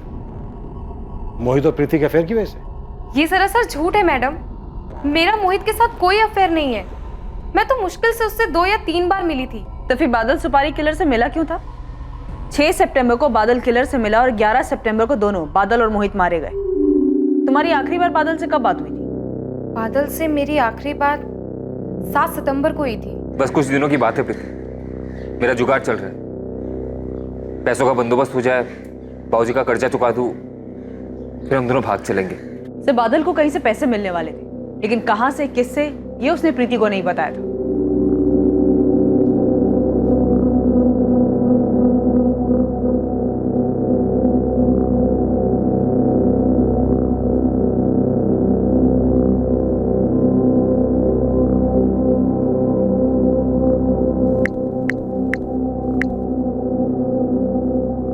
भाई साहब नटवर बोल रहा हूँ। हाँ बोलो। वो पुलिस आपके बारे में पूछ रही थी। उन लोगों ने बहुत मारा भाई साहब, लेकिन मैंने उन्हें कुछ नहीं बताया कि बादल का खेत जलाने को आपने कहा है। पिछली बार आपने पैसे दिए थे, उससे तो पैर टूटने की भरपाई हो गई, लेकिन भाई साहब पिछले 1 हफ्ते से आपका नाम नहीं बताने की वजह से पूरा शरीर तुड़वा कर आ रहा हूं। अब इसका डबल बोनस तो बनता है ना भाई साहब। कब लेने आओ भाई साहब?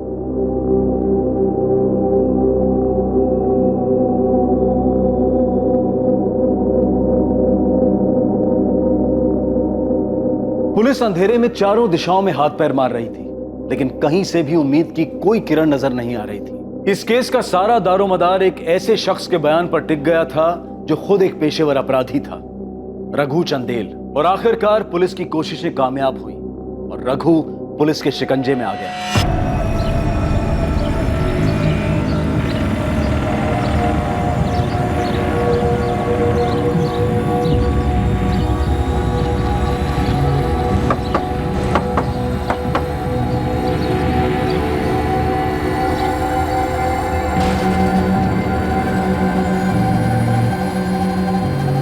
ये है custody transfer paper. Bhopal police से बात हो चुकी है, रघु को जल्द से जल्द देकर आओ। हाँ तोमर साहब बोलिए। आपसे कुछ बात करनी थी, कब मिल सकते हैं? हाँ गिरधर बोलो। नाम क्या उस अज्ञात कॉलर का? मोहित ने जो कुछ किया उसके लिए मैं माफी मांगता हूँ। मामा जी आपको शर्मिंदा होने की कोई जरूरत नहीं, गलती आपकी नहीं थी।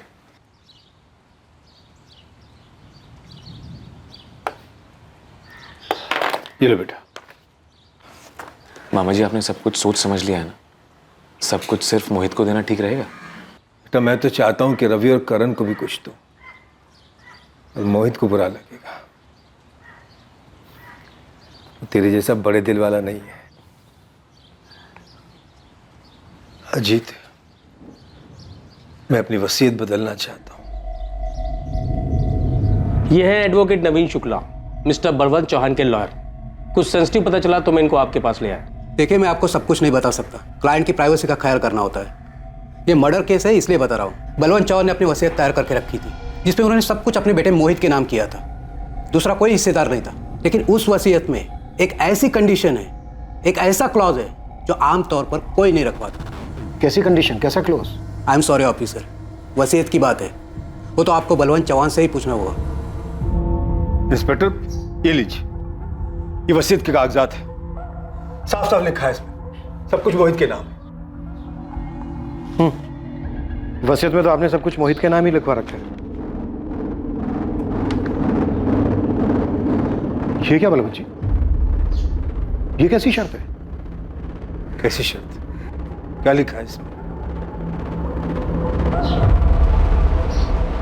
पढ़िए। अगर मोहित को कुछ हो जाए तो उसकी मौत के बाद मेरा सब कुछ मेरे बहन के पति कैलाश रघुवंशी के नाम कर दिया जाए। बलवंत जी, ये पेपर आपने खुद तैयार करवाए थे या फिर किसी को कहा था पेपर तैयार करवाने के लिए?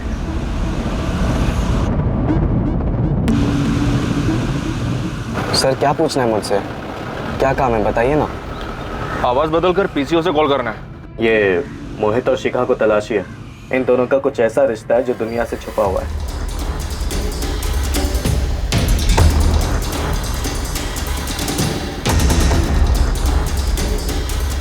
सर मैंने वो कॉल सिर्फ मोहित को बदनाम करने के लिए किया था। उसी ने मेरे भाई को बहकाया था सर, और उसी की वजह से आज बादल घर का कर्जा चुकाने के बजाय एक शादीशुदा लड़की के पीछे पड़ा था, ठीक मोहित की तरह सर। इसलिए तूने अपने ही भाई को मरवा दिया? नहीं सर, मैंने किसी को भी नहीं मरवाया। मैंने सिर्फ फोन करके वो बताया जो मुझे सुनने में आया, और कुछ नहीं। लेकिन मोहित यार अपने भाभी के साथ, हाँ? अजीत को पता चल गया तो? अब सोच के थोड़ी ना किया था, बस हो गया। प्यार तो ऐसे ही होता है ना। और तू अपना देख, प्रीति भी तो शादीशुदा है। सर मैं चाहता था कि मेरा नाम सामने ना आए, इसलिए मैंने छुपकर पीसीओ से फोन किया। फिर प्रीति और मोहित का अफेयर, वो कहाँ सुना तूने? प्रीति ने तो नकार दिया। सर प्रीति अपने शादी के बाद भी अपने पति को धोखा दे रही थी। कल जाके सर वो मेरे भाई को भी धोखा दे सकती थी। मैं चाहता था उसका भी नाम उछले, उसकी भी बदनामी हो, इसलिए मैंने दूसरा कॉल किया और मोहित और प्रीति की कहानी सुनाई। अपनी कहानी सुनाना बंद कर और हमें ये बता, मोहित और बादल के मर्डर के बारे में क्या जानता है तू?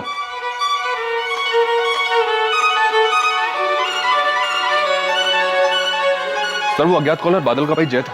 जय कह रहा है कि उसने सिर्फ मोहित और प्रीति को बदनाम करने के लिए सब किया। और सर पल्लवी रघु को लेकर आ रही है, उससे तो सब पता चल जाएगा। लेकिन सामने से कोई कुछ नहीं बोल रहा। अब ये रघु ही बताएगा कि कौन किसके साथ क्या करना चाहता है।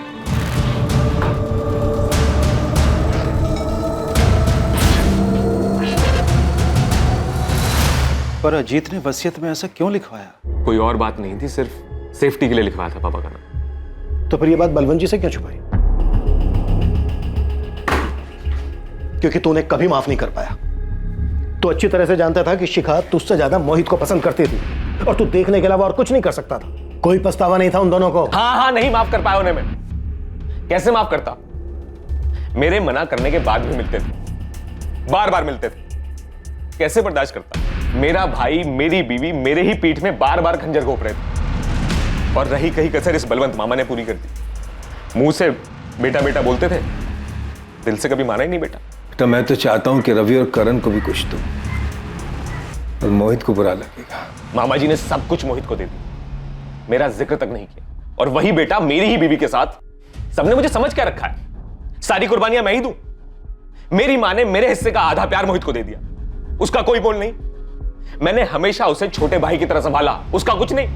मोहित को कैसे मारा और बादल रघु तक कैसे पहुंचा? हाँ गुप्ता जी, आपको सारी किस्त मिल जाएगी। अब मुझे कुछ और वक्त चाहिए। हाँ वो क्या है ना, कुछ महीने पहले मेरा खेत जल गया था तो इसलिए। हाँ हाँ मैं करता हूँ। हाँ मैं जल्द से जल्द करता हूँ। हाँ हाँ। क्या हुआ, नहीं माने बैंक वाले? नहीं यार। 5 लाख का कर्जा है ना? हाँ। इतना तो मोहित से मांग सकता है। नहीं, दोस्ती के बीच में पैसा नहीं लाना मुझे। तो मैं एक जुगाड़ बताऊं? 5 लाख कमाने का। कैसा जुगाड़? कल मिल मुझसे। कहाँ? झबुआ तालाब के पास। बोल अब क्या जुगाड़ है? मोहित को जान से मारना है, सब मैं करूंगा, तू बस मेरा साथ दे। क्या बकवास कर रहा है? हाँ? मजाक कर रहा है ना तू? नाटक मत कर। तू अच्छे से जानता है कि मोहित शिखा के साथ क्या कर रहा है। जानता हूँ और ये मानता भी हो कि गलत है। मैंने उसे समझाने की कोशिश की। वो नहीं समझने वाला। देख, मेरे पास सिर्फ एक ही रास्ता है। मोहित के मरने के बाद बलवंत मामा की सारी जायदाद मेरी हो जाए। तू बस मेरा साथ दे, मैं तेरा 5 लाख का कर्जा भी उतरवा दूंगा। सोच मत। देख, मैं अपने दोस्त को नहीं मार सकता, ठीक है? और तू भी ये सब मत सोच। नशे में है तू। डर मत, हम लोग नहीं मारेंगे, पेशेवर खूनी आएंगे उसे मारने के लिए। तू बस मोहित को यहाँ ले आ, करेगा मेरा काम? नहीं, मैं ये नहीं कर सकता। अपने दोस्त को मैं धोखा नहीं दे सकता, ठीक है? शुरू में बादल ने मना कर दी, लेकिन मैं जानता था कि इस दोस्ती को सिर्फ गरीबी ही तोड़ सकती है। मुझे पता था कि बादल सर से लेकर पांव तक कर्जे में डूबा हुआ। उस बारे में बात भी मत करना चाहिए। मैं अपने दोस्त को धोखा नहीं दे सकता। देख, मुझे तो मेरे भाई, पत्नी, सबने धोखा दिया। तो दोस्त क्या चीज है? और कल को अगर तेरा बाप कर्जे में मर गया तो अचार डालेगा दोस्ती का? मोहित सिर्फ अपना फायदा देखता है, तू अपना फायदा देख। चल, 7 लाख दूंगा तुझे, बोल। देख, अब तू सोचने लगा। चल, तेरे लिए 8 लाख। कर्जा चुकाने के बाद भी 3 लाख बचेंगे तेरे पास। सोच के बताना।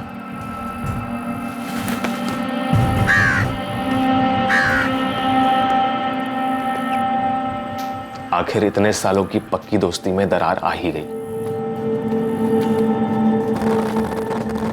क्या सोचा फिर? तैयार हूं मैं, लेकिन 10 लाख लूंगा और जायदाद का एक हिस्सा मेरा। मंजूर?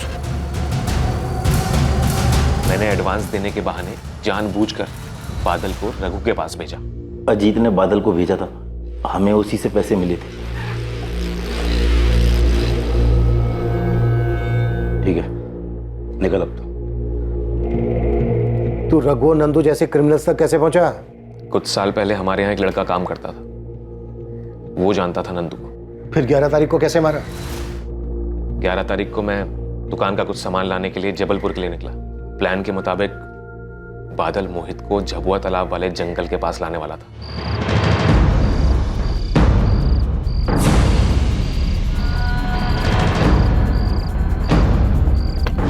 बादल, ये कौन सी जगह है? चल तो सही।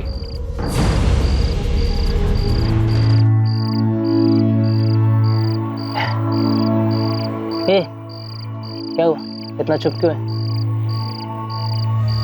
क्या हुआ? मैं बताता हूं क्या हुआ। जीत, तू यहाँ कैसे?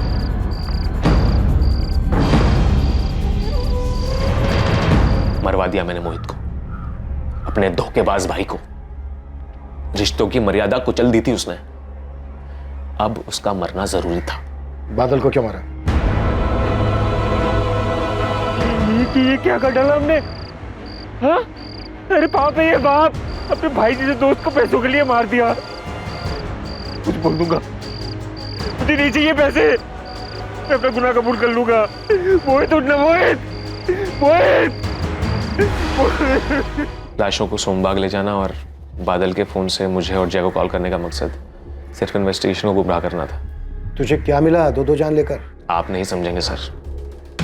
जिसके साथ धोखा होता है ना, वही समझ सकता है बस। धोखा तो तूने भी दिया है अपनी माँ को। उससे उसके 2 बेटे छीन लिए, एक को मरवा दिया और एक मरने तक जेल में रहेगा। ये धोखा तेरी माँ को जिंदगी भर सताएगा। मेरी परवरिश में कहीं कोई कमी रह गई थी। खुद को दोष मत दे बीना, ये सिर्फ और सिर्फ उनकी गलती है।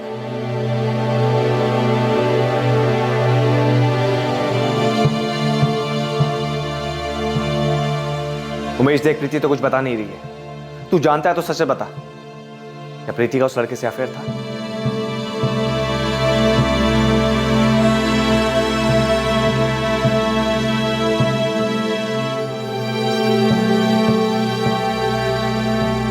अजीत रघुवंशी और सुपारी किलर रघु चंदेल को इस डबल मर्डर के लिए आईपीसी की धारा 302 के तहत हत्या के जुर्म में अरेस्ट किया गया है। फिलहाल दोनों जुडिशियल कस्टडी में हैं। सभी रिश्ते भरोसे की नींव पर टिके हुए होते हैं, फिर चाहे वो कोई भी रिश्ता क्यों ना हो। लेकिन इस केस की विडंबना यह थी कि यहाँ हर किसी ने अपने चाहने वाले का विश्वास तोड़ा। मोहित ने अजीत की पत्नी शिखा के साथ अफेयर कर विश्वासघात किया। अजीत के गुस्से और दुख को समझा जा सकता है, लेकिन उसने षड्यंत्र रचकर अपने ही ममेरे भाई की हत्या करवाई, जिसे किसी भी एंगल से जायज नहीं ठहराया जा सकता। उसके पास अपनी पत्नी शिखा और ममेरे भाई मोहित से अलग होने और रिश्ते को खत्म करने का विकल्प था, लेकिन अजीत लालची बन गया। उसने मोहित का कत्ल करके जायदाद हथियाने का रास्ता चुना। अपनी इस मंशा को अंजाम देते हुए अजीत ने अपने ही परिवार को तबाह कर दिया। उसने अपनी मां से उनके दोनों बेटों को छीन लिया।